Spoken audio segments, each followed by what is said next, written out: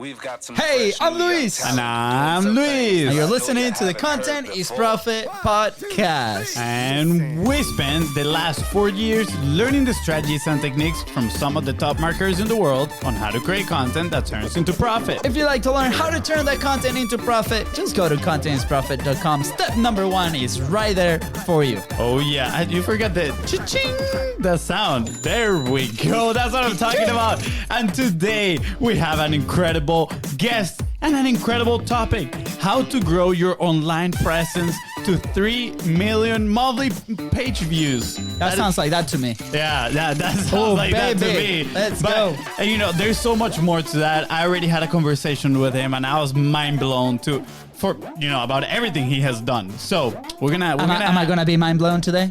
Yes, indeed. Yes, I can assure you will be mind blown. Hey, FONZI, question before we get started. Do we have a sponsor today? Indeed, we do. Thank you for asking. You're welcome, my man. Today's sponsor is your own, the BIZBROS with content momentum. So, if you produce a long-form piece of content just like this one that you're listening to or watching, and you need a plug-and-play team, someone that maximizes your efforts and help you turn that content into value-packed, bite-sized assets, so then you can send them into the interwebs like little minions that get you new clients.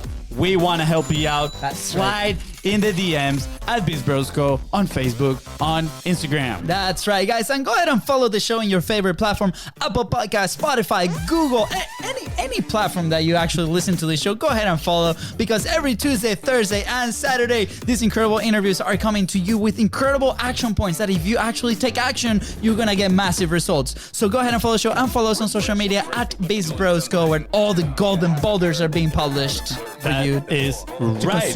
Go follow right now, guys. And if you find today's episode impactful, if today's guest helps you move one step closer to your goal, please don't forget to share it, because you might be doing the same exact thing for somebody else. And here comes a little bit of a selfish ask. Please go and leave a review.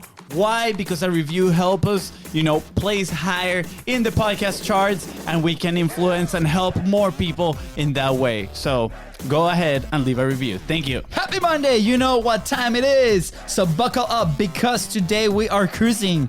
We met today's guest a few days ago after our incredible friends from Interview Valet introduced him to us. And let me tell you, you are in for a treat. Absolutely. Today's guest quit his 9-to-5 in 2015 to become a full-time RVer with his family. That led him to the online marketing world, in which he went from how do I get more traffic to 3 million monthly page views. I'm pretty sure we can learn a thing or two from today's guest. Not only that, during his journey, he co-founded a digital strategy agency and a publishing house. He's now the expert when it comes to amplifying brand awareness and revenue. He does that sound? Wait, how does that sound, FONZI? FONZI, what's happening with the intro today? It sounds incredible. Yes. Please welcome SEO and Google Discover Optimization expert and co-founder of Driving and Vibing. Get ready to drive and vibe. Please welcome Kyle Brady. Let's go, What's Kyle. up? That was the best intro I've ever had. That was amazing. Appreciate it, Kyle. Those are very kind words, Kyle. Appreciate it, man. I gotta tell you, I have this filter in my screen that it like blocks blue light, and the text that I used to read, so we mark it with colors, and my color is red. So when you put that filter with red, red text is very difficult to read. So I was like, oh my gosh, what is it there? I need to close this filter. Oh, it was great. It was wonderful. I appreciate it, Kyle. Thank you so much. We're so excited to have you here.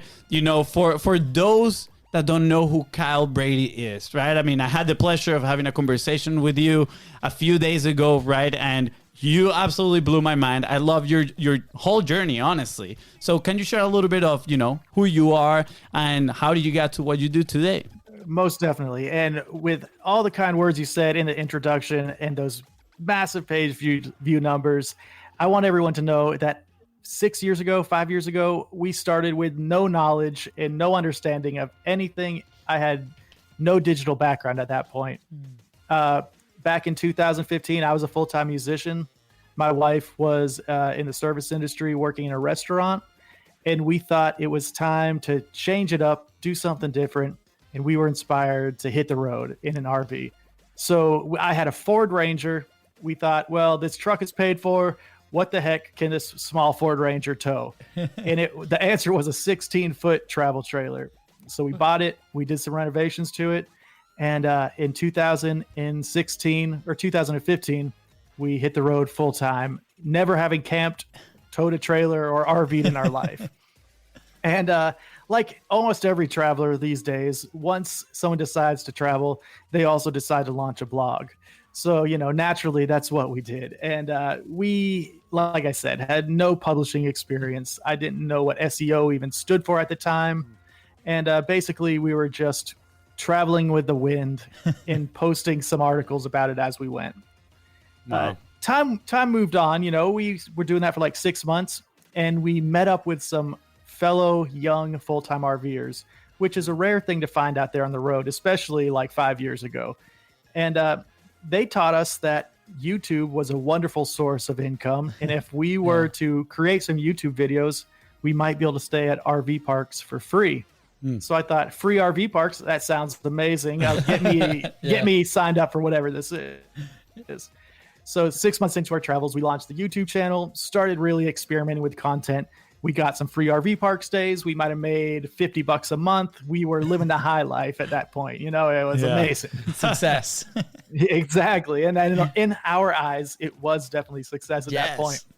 So we just learned, over the next 3 years, we just learned things here and there. And we still, even 3 years into our journey, didn't really optimize. We might have been making $1,000 a month through all of our content sources at that time.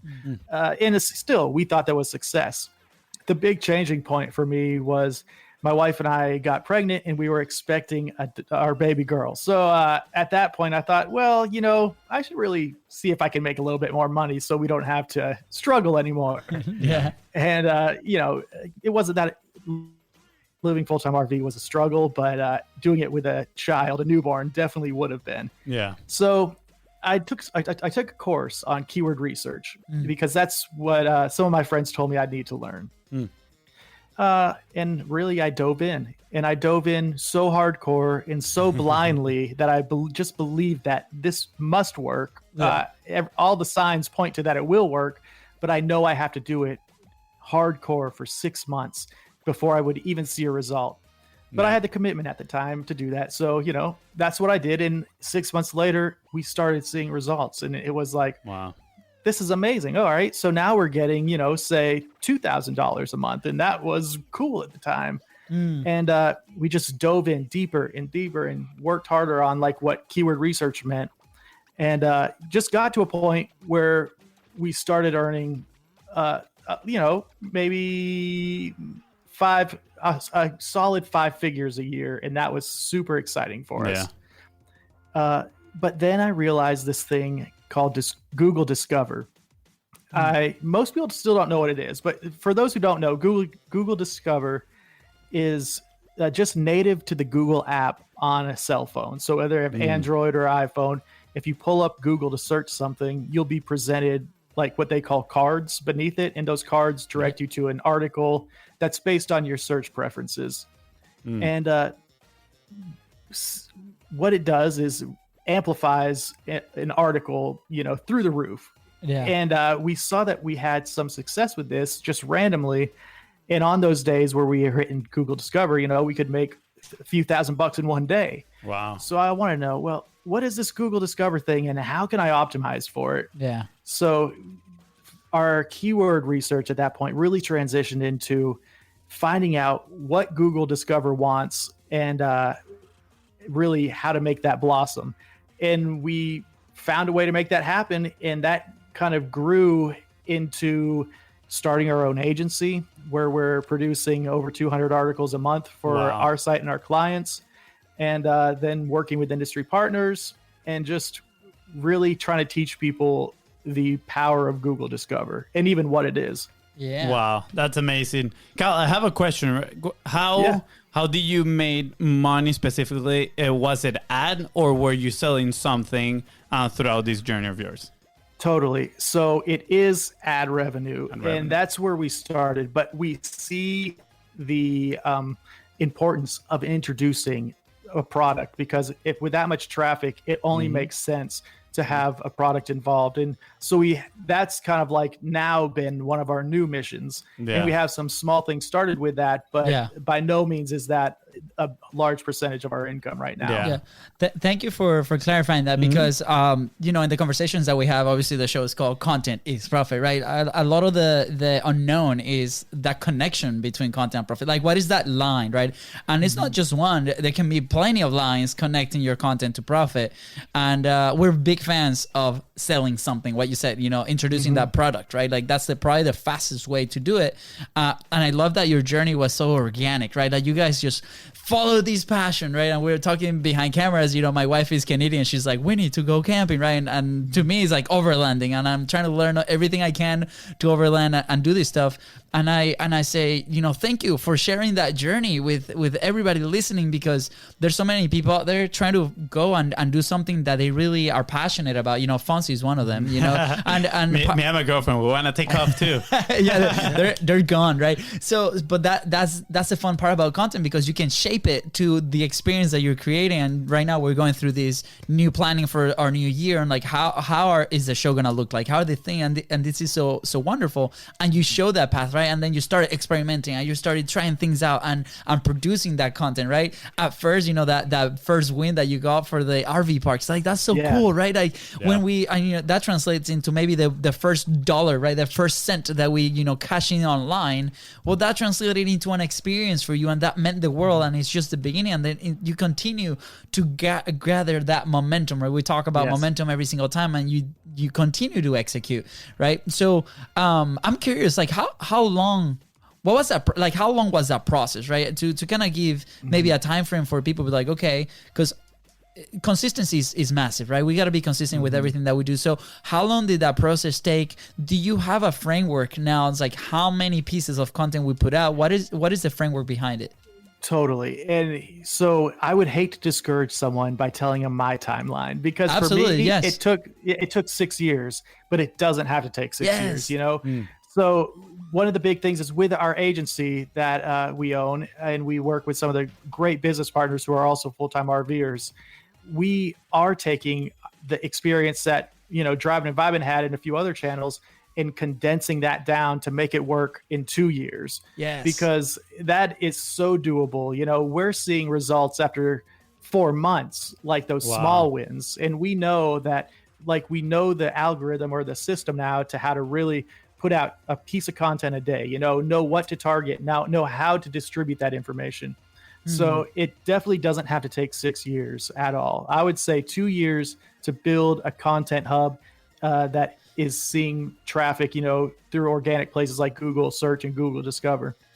Oh, man, that's the one. I know Fonzie's about to like drop in with a really cool question, but I love, thank you, because you know, there's trailblazers out there that are experimenting and doing things, and you know, the fact that you already proved that, and then you're turning around, you're like, hey, by the way, I serve this niche, I serve this very specific type of audience with a very specific product. Like in my case, this is the first time I even hear about Google Discover, right? Because I'm not there, but I find it so interesting. But at the same time, you're able to help and serve these people that are walking the same path, right? And speed up their process and shortcut it. Yeah, and I want to say real quick that Google Discover, don't think it's exclusive to only people publishing content and not selling things. Because inside the RV niche, there are people who are selling things. That's their whole business, but they're still getting into Discover because they have a solid content plan where they're putting out consistent content that then leads people organically to whatever they're selling. Yeah, That's so absolutely. Cool. You know, I'm curious. I usually ask for the call to actions at the end of the episode, but I'm curious if you Tell have us now, please. Yeah, do you have a course? Do you teach this like for people on how to learn about Google Discover? Totally. So KyleBrady.com is kind of like my personal Google Discover hub. And on that site, you can get the Google Discover roadmap. And it's the exact roadmap that I use for myself, and the clients that I have to optimize Google Discover. So it's all spelled out right there, and it's free. Awesome. That's yeah, cool. I mean, I'm gonna tell people to obviously go and get in contact with you, right? and work with your agency, because you guys have done it for so long and for so many people that you guys know exactly what you guys are doing. But yeah, that resource in there is great as well. I'm asking selfishly because I'm like, I want to learn more about this, right? And I want something, back up a little bit, something that you mentioned that might have flown under the radar, right? It connects with what my brother is saying and the timeline that we're speaking right now. A lot of people want the quick wins right now. It's like, okay, how can I get those quick wins real quick? And guess what? It takes hard work. The timeline is different for everybody. Yes, absolutely. Some people like Kyle Brady, it might take him 6 years. But then he shortened that timeline for others, so it is 2 years. But regardless of the timeline, you need to put in the work and you need to be consistent, right? I mean, there's that saying, it's like 10,000 hours to master anything, right? Well, lately I've heard from a person that I've been following, right? Her name is Cody Sanchez. She's like, I don't really believe in that. I think that the one shortcut that exists is leveraging somebody else's 10,000 hour, so it takes you a little bit less. But guess what? In there, you still need to put in the work and the consistency, and that's what you did, right? So I'm saying this because I don't want to paint false expectations for the person that is listening. Like, they need to understand that you still need to put in a lot of work regardless of whatever it is you're going to be doing. So thank you for sharing that part right there. Yeah, my pleasure. And the beauty of that too, though, I might just be like a psycho, but I do think that the work is the easy part and the consistency is the easy part, because if you just can be committed to doing that, you're going to be guaranteed success, in my opinion. So it's and that's the best way to rise above any of your competitors, is just to show up every single day. And it's not that hard once you get into the habit of doing it. Yeah, absolutely. We got a comment here from our friend Pablo. He's like, what book is that saying from, FONZI? Pablo, if I'm being honest, I don't know. I've heard it in many places. The first book that comes to mind is How to Make Friends by Dale Carnegie, but I'm not 100% sure if that is where the saying comes from. But appreciate you, Pablo, for being here. And he says he's going to go get that roadmap right now. So for you, the listener, go and get the roadmap as well. Yeah, and you can get that roadmap, and then you can also just look at driveinvibing.com and see how I'm implementing that every single day. Because while I do the strategy side of it, I'm also in the trenches every day publishing content. Oh, absolutely. I think that has so much value, right? Like when last year when we had no show, right? We're like, we had the system on how we create content today. And, we publish very high volume. We're very comfortable with putting our message out there multiple times a day in multiple platforms, right? We actually get a lot of people that discover the show because they see the micro assets in all these platforms, right? And we're in there every single day. But what happened before the show is that we were not implementing ourselves, right? So other companies and other businesses were doing something similar, and everybody has their own framework, right? On how can we execute. And I think the ultimate goal is for every single business to discover what is their own framework on how they produce the content, that they feel good about it, that they get the goals done, kind of like what you've done with your niche, right? Thank you, FONZI. Good stuff. Good stuff. Okay. Yeah. So back when we launched the show, we're like, okay, how can we actually first stay consistent, right? How can we do something that we call content umami? How do we feel good about this thing that we're putting out there? How do we get fulfilled by the message and by the assets that we put out? And then how do we actually replicate this every single day, right? And, going back to it, my question to you is like, how was the journey of discovering this framework for you? Was it frictionless? You were like, hey, I'm doing it first because this is such a passion and I want to document what I'm doing with my wife, with my kid. Like for us was like, let's do it as frictionless as possible with a live show, which by the way still happens, right? But then after that, there's a machine that starts running and it's still developing, right? So when we tell people like, hey, just go back to our social accounts and see what we do, how we do it. By the way, for you, it's going to be completely custom, but that's the framework. How was that journey for you? Because I feel there's a lot of people that find a lot of friction there and they freeze when it's time to execute because it's not their own. They're trying to copy somebody else's and the resources and capacity is not there. So if you can walk us through that, that would be incredible. So kind of we went through 3 different frameworks as the way we were creating content. The first framework when we first got started was just create content as we experience things with no rhyme or reason. And obviously, that's fun, but it's not a business model. And then the second framework was I'm going to dig in there and I'm going to publish an article every single day. And that was a lot of work. In the beginning, when I was energetic, I definitely had the energy to write an article every day, break that up into pieces of content on social, and publish every single day. But that's not sustainable for me. I was able to sustain that for probably 8 months. And then the hard step for me to embrace was hiring writers and creating a process in which I could get content created and I didn't have to be writing every single word for every single piece. And as I was able to create that with my team at the agency, we got a system down where from start to finish, we can conceptualize the SEO side of the article. And then a week later, we can have a polished article delivered to us. And that's from hiring, we have a team of probably 15 RV writers that write for us full time. And then we have 3 editors and a few other social people. And again, a year ago, I would have thought that was an impossible place to be because I would think that costs so much money. How can I ever have a team? But it's scaling. It didn't go from 1 to 15 writers. It went from 1 writer to 2 writers to 4 writers, to 10 writers, and then figuring out how to scale that system. So that's really the framework for us, where it is as frictionless as possible because we're able to conceptualize the SEO and then have our team of RVers and editors polish that into an awesome piece of content now. That's so cool. You literally just explained this whole road that people might encounter, right? Because same thing. Like I wanna translate it to maybe our story because. Well, before you translate, I wanna share a little. Please share. This just reminds me of a story that I read actually this weekend, right? So there's this author called James. What is his name here? What is his last name? James Patterson, right? Supposedly he's huge. I have no idea who he is, to be honest.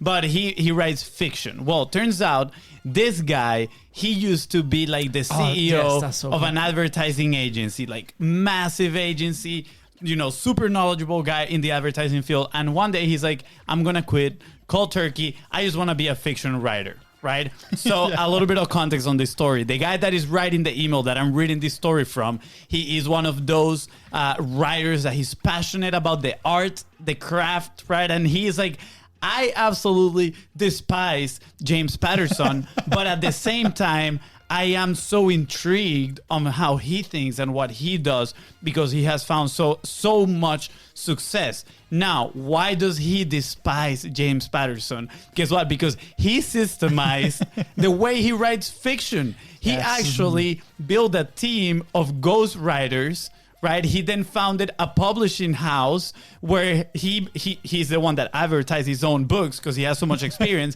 But all he does is he comes with the idea, writes a draft, like a 90-page draft of what the story, what the story is going to look like. Then he sends that to the ghostwriters. They develop the full book, and then he advertises through his agency, right? So he developed that system, right? And he delegated parts of it, right? He empowered people that probably are way better at, putting the meat inside of the book.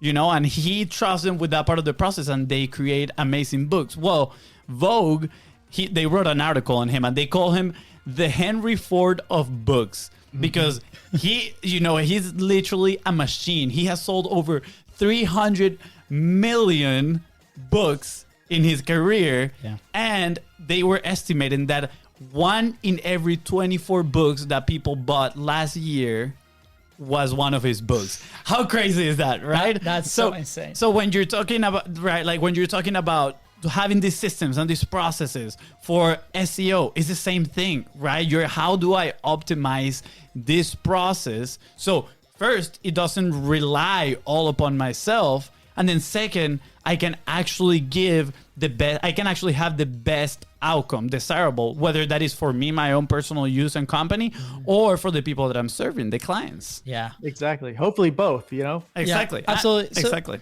I'm not even gonna go through our story. People know that story. So, now I have a question, okay? Because that was such a better story to tell, and that was so good. Like we were both mind blown. We took like my son to the zoos yesterday, and he was telling me all about this. I'm like, we have to like talk about this. So yeah, thank you, Fonzie, for bringing it up. So, what was the shift that needed to happen from? I wrote here, framework number 1.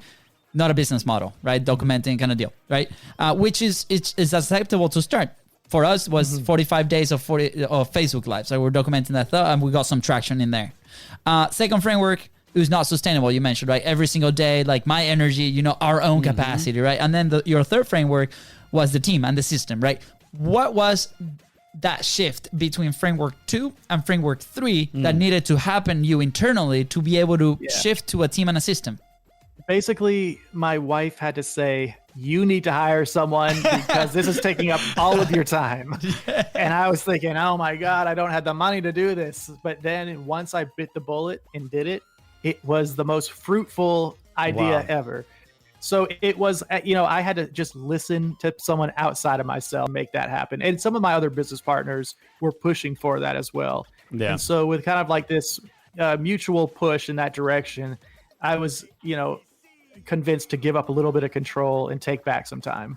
Isn't it wonderful how our wives, push us to make better decisions in our business?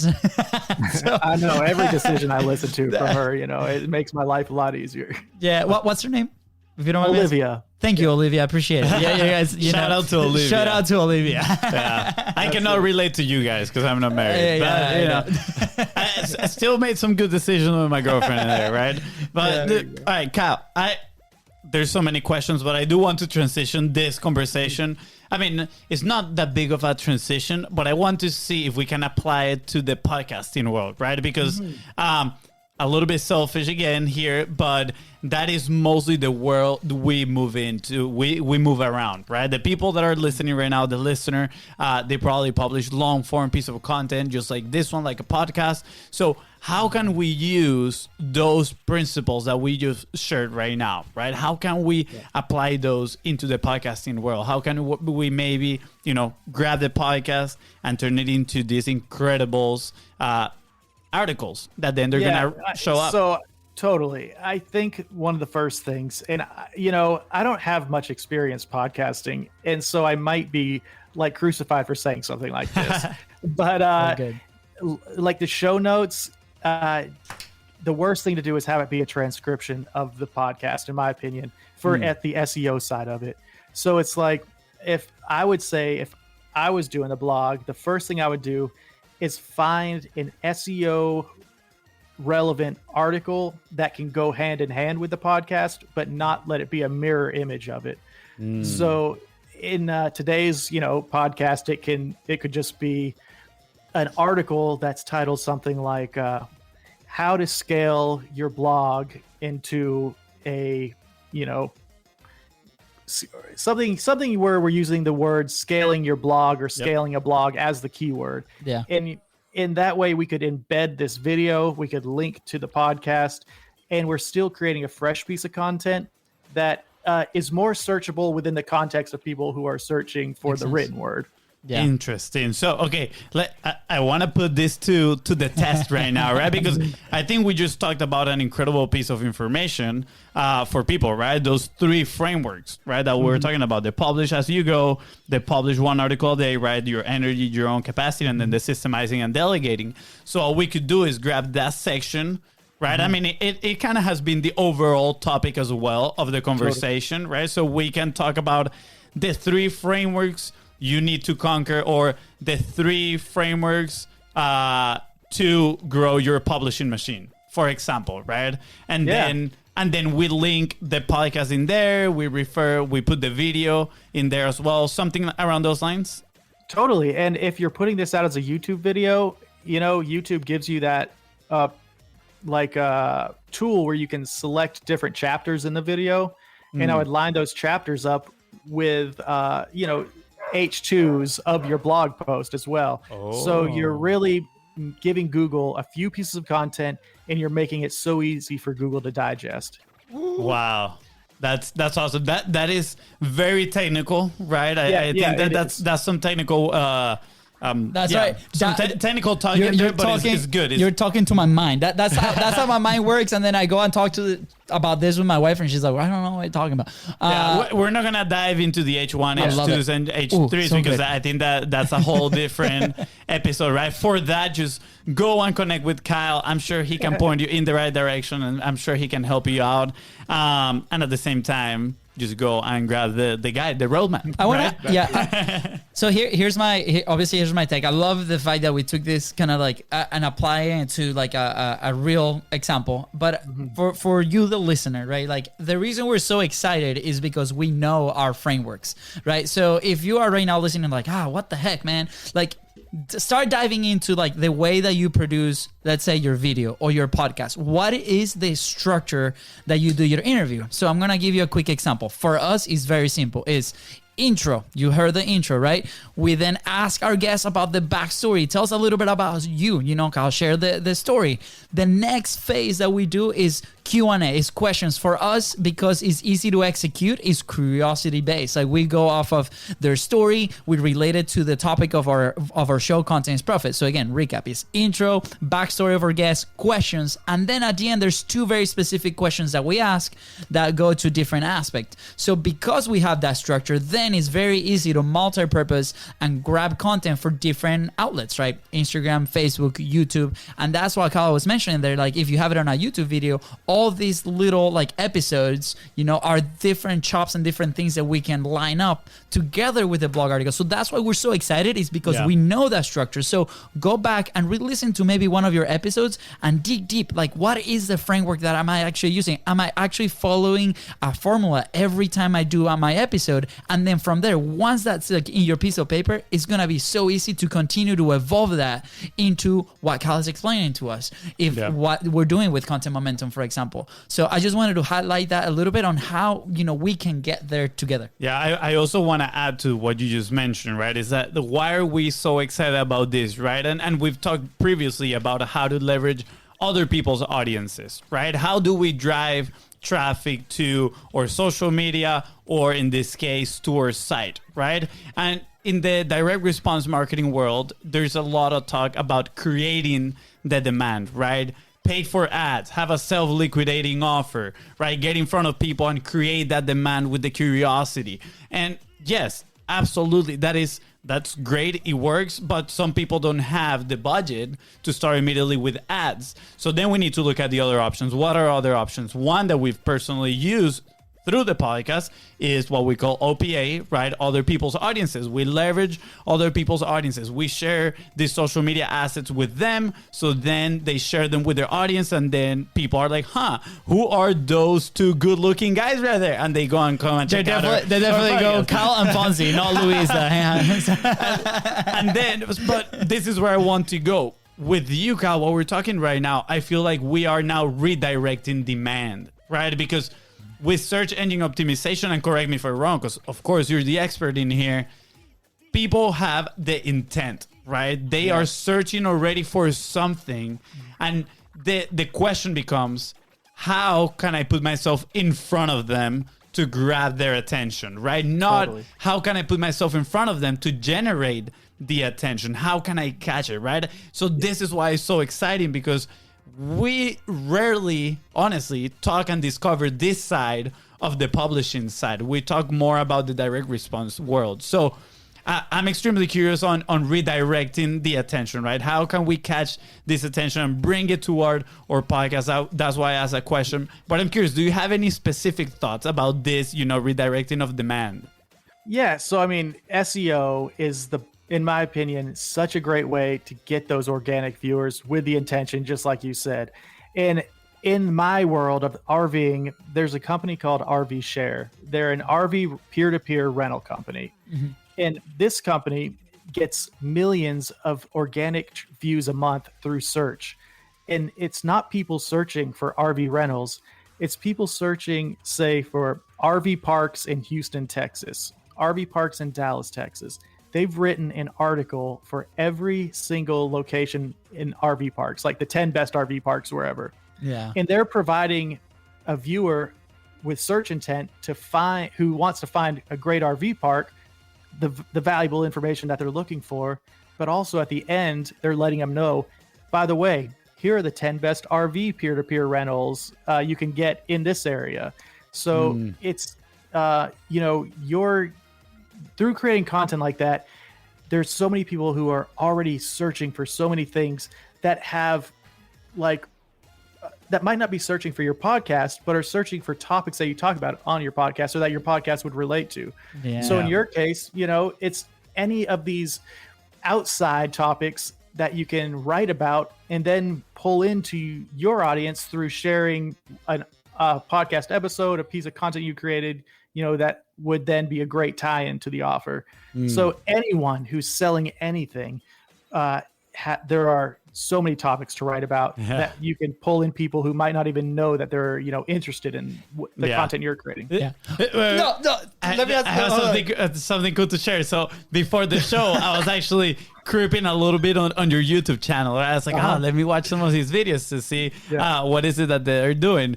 And you literally just explained what I saw on your YouTube channel, because you had a lot of videos that were like the 7 best spots for RVers in Alabama or in Utah, right? Like you had kind of like the same overall topic, but individual locations, right? Because now, since people are doing those searches, they can find you have more opportunities to get in front of there and redirect that demand. Good observation. So much. Yeah, and even beyond that, I have lists of like the 7 best ghost towns in California, the 7 best ghost towns in Montana, because even if all those people aren't going to be RVing there, there's still a 25% overlap, and I might be able to pull someone into then the content, of the RV stuff. Yeah. 25% overlap. This just opened a whole array of new questions, but I'm going to let my brother go because I haven't let him talk in a while now. Kyle, well, 2 questions. One is, when are we doing this for Overlanding, you and me? So we're partnering for the Overlanding world and crushing it. And then 2, it's we're so excited. But here's in my head what's happening. It's so many options, right? So much stuff to write about, like so much. So, like, how do we deal with overwhelm, right? Because that was one of the things that when we first started, when we're trying to like come up with the concept of the show, we're like, okay, well, first off, everybody's telling us to go publish, right? Like every single one. There are masterminds or mentors or coaches. Everybody's like, you guys gotta be putting out there. Our clients were like, what is your stuff, right? And we're like, what are we actually gonna be doing, right?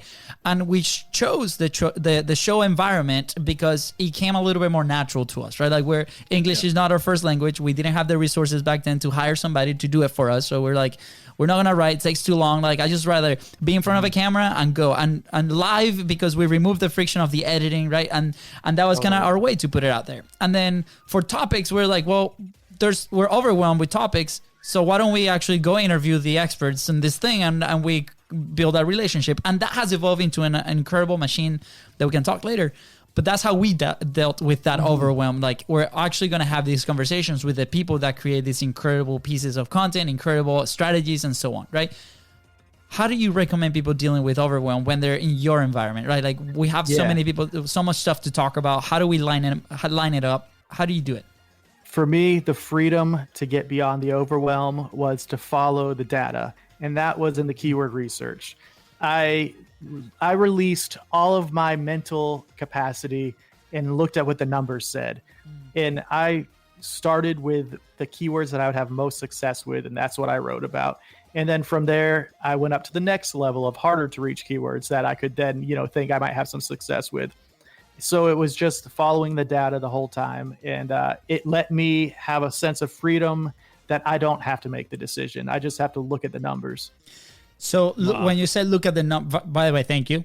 Massive clarity there. When you say follow the numbers, are these numbers that you find in a tool, or when you start publishing, you start seeing what's happening with that content?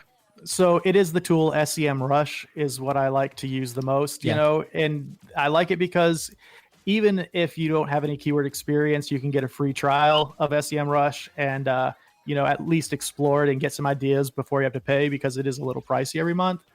But if you're really, serious about creating content, it's definitely worth having a subscription to that for at least a few months while you do all your keyword research for 1 year.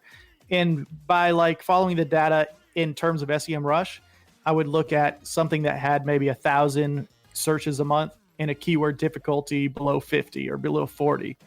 And, I knew that I was RVing for 6 years. I had knowledge about a lot of things.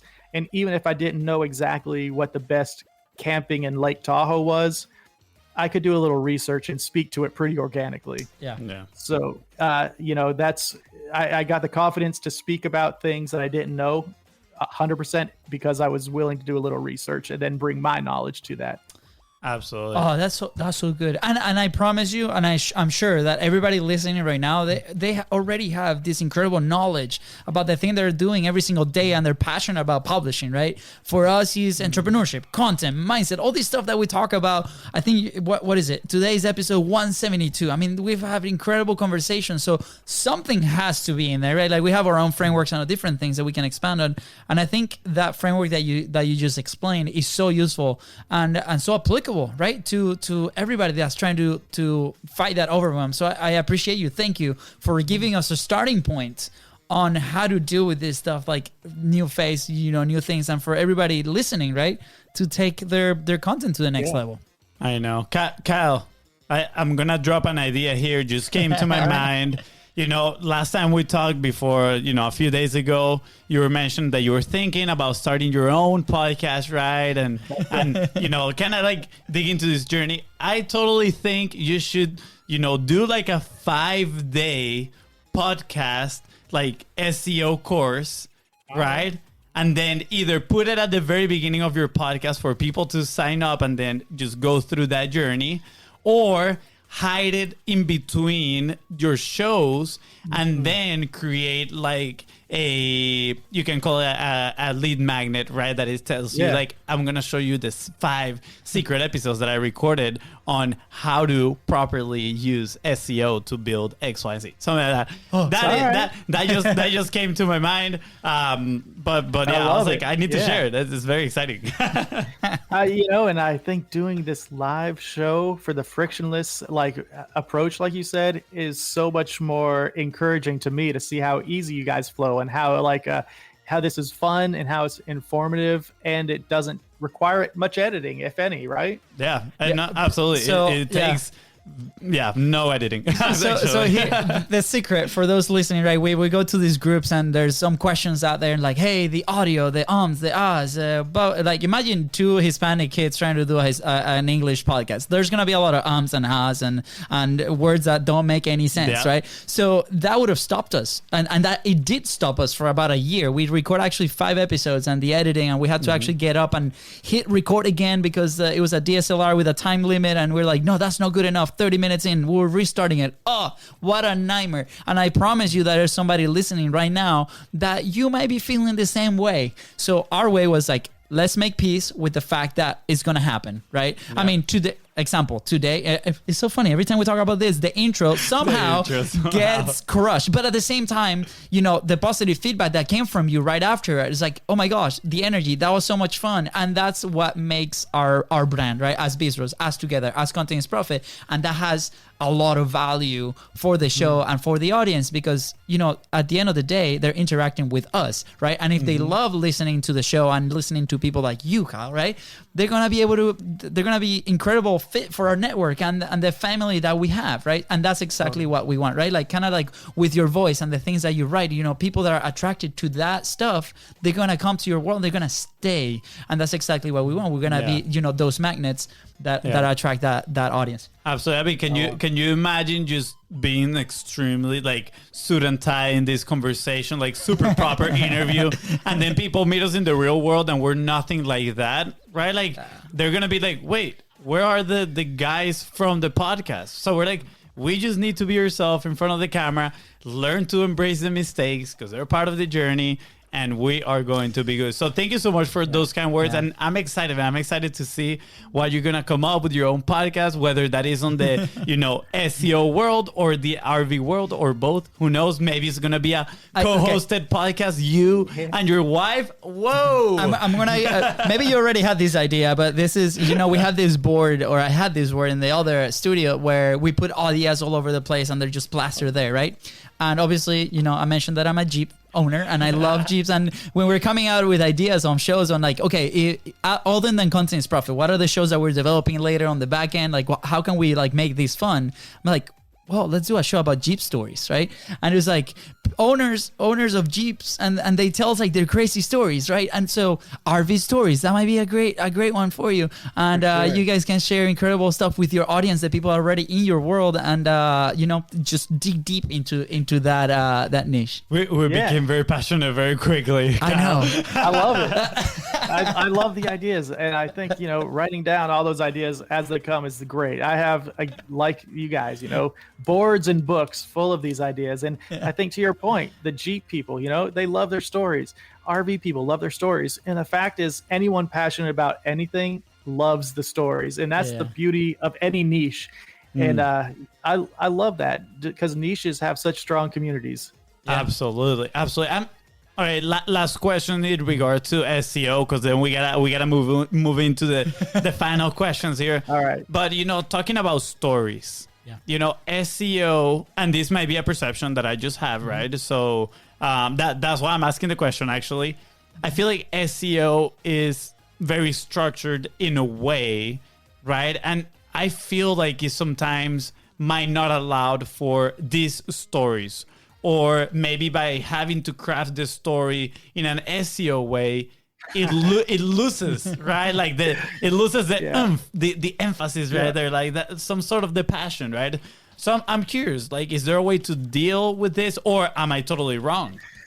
No, I think you're totally right. And I think the way to deal with it is to make it systemized. And the part that I love is the idea creation part of it. So I love coming up with the title. I love coming up with the concept of the article. And then that's why it's great that then I can feed it to the machine and have a writer who is excited to write about it, and have an editor who loves to edit it. But you're 100% right that SEO is boring. If we were to SEO this video, it would lose all of its character, So they'll be like the Luises with the suits. Yeah, exactly. So it's like, and I'm not saying that the articles that we put out are boring, but they definitely have they're definitely not written from a personal perspective. They're written to give information to a search query. Yeah. But I have joy in parts of it, and those are the parts that I do. And the rest are delegated to other people who enjoy doing those parts. That is a great lesson right there. Yeah, golden boulder moment. That is a golden boulder moment, right? I mean, you enjoy the parts that you do, and then you delegate to people that enjoy doing those parts, right? And actually, my brother and I, in the past few weeks, we have been going through a process of really organizing our business, right? And looking for the systems and processes to implement. And one of the things that we've talked about is having the right people in the right seats, right? And that is a term for those listening from Jim Collins. We like to give credit where credit is due. Jim Collins wrote a book called Good to Great. Incredible book. Go read it for sure.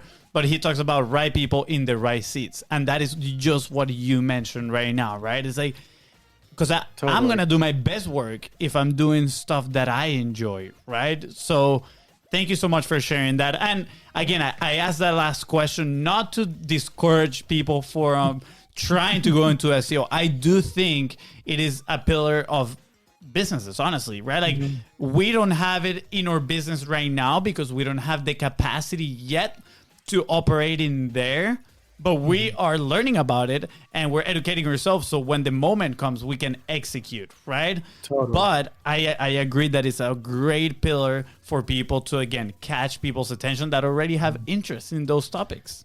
Yeah, exactly. Kyle, what will be your number one action point for somebody that's producing content, right? Like, and if you want to speak to your specific niche, that's totally okay, because I feel like there's a lot of principles in what you do that can be applied to literally any type of content creation, right? So what would be like the number one action point for people to start getting that momentum? These are people that maybe they're thinking about, quitting their job and going after their passion, or they already are moving into this entrepreneurial world and they're starting to dabble with publishing. Like what should they do? I mean, honestly, writing 10 articles a month is the simplest, most it will show you the most reward if you can keep that up for 6 months. So that's 60 articles, 10 a month, and have a little keyword research around those. Learn, so they're going to have to learn a little bit about SEO. You can get the, Google optimization roadmap on my website, and that will, give them some great ideas to get started. But honestly, consistently publishing content, 10 a month for 6 months. After that time is up, I think that anyone who can achieve that will see obvious rewards. Yeah. That's awesome. I know that. I'm like, new goal. I know. In my head, I'm going to the Jeep Stories podcast. I'm like, how can we do this? So, Kyle, you might be getting a message from me, be like, how can we partner in this thing? I would love it. So, dude, that's awesome. I absolutely love this because these are steps that we can take on, and some stuff that resonates big time is the consistency, right? Is the thing that we. Sometimes we get really overwhelmed, and we had this conversation like this morning with our mentor, right? Like we get we're so overwhelmed because we don't know the what, right? Like the thing that we need to do. You just told us what we need to do, right? Like it's like that path. And for those who are, for us, it was literally one video per day for 45 days straight. That changed everything, right? Your framework is 10 articles a month for 6 months straight. Like that's the recipe, right? Choose it and then go execute it. There's always going to be an incredible result on the back end, right? Yeah. And you're going to learn things. You're going to learn your frameworks. You're going to learn about yourself. And it's always leading to growth personally and in your business, right? So I absolutely love it. Thank you, Kyle, for sharing that. Now, last question of the show. It has been incredible. So good. Yeah, it's been great. So what we call juicy. Hashtag all right. juicy. Where would you be if you did not publish? All right. Where would I be if I didn't publish? I would be playing music full time. That was, my previous job, and I got a good amount of reward from it. And I'm a performer, and that's what I love to do. So I prefer to be performing through blog posts these days. But if that fell through, I'd pick the guitar back up and get on stage. Yeah. That's awesome. Is that the instrument that you play, or you play multiple instruments? Yeah, guitar and sing is like, what I was doing before. So awesome. We're going to have to do a duet one of these days because I'm learning how to play guitar. I already know like 3 chords. So, watch out. Watch out. Yeah, perfect. We can get something in the works. That's awesome. He's been on that for like a year. So, yeah, good luck there. Yeah, Kyle, this has been incredible, man. Thank you so much. Thank you, guys. If you want to learn more about Kyle and what he does, you can go to kylebrady.com, the Google Discover Hub, right? And get the roadmap. There's a ton of free tools in there. Kyle, where's is that the best place for people to connect with you? Where else can they connect with you? Totally. So again, you can send me messages through the website. I definitely get them, see them all, and we'll respond to them. So that's again, the strategy side of it. But if you want to see what's going on in the trenches, driveinvibin.com. And that's where you'll see my content ideas, how regular I publish, and, you can see the strategy in action. That's awesome. Guys, go check him out. Go connect with him. Maybe on your way there, ask him for a song or something as well. We never know. Hey, I have some on the YouTube channel. Yeah, really awesome. I'm actually gonna go check him out. Kyle, you should challenge Fonzie to put some songs in the YouTube channel in our YouTube channel. That'd be great. I would love to see one. There you go. You've been challenged, Fonzie. Good job. There we go. You'll see one eventually. Kyle, thank you so much. This has been absolutely amazing. And, I can't wait to see what you're going to come up with for your own podcast. Yes. Well, man, I had so much fun talking to y'all, and I can't wait to continue to listen to the show. And make sure if you're listening to this and you like it, subscribe to it, click that like button, and give a review because you guys have some of the best energy around. And I always enjoy listening.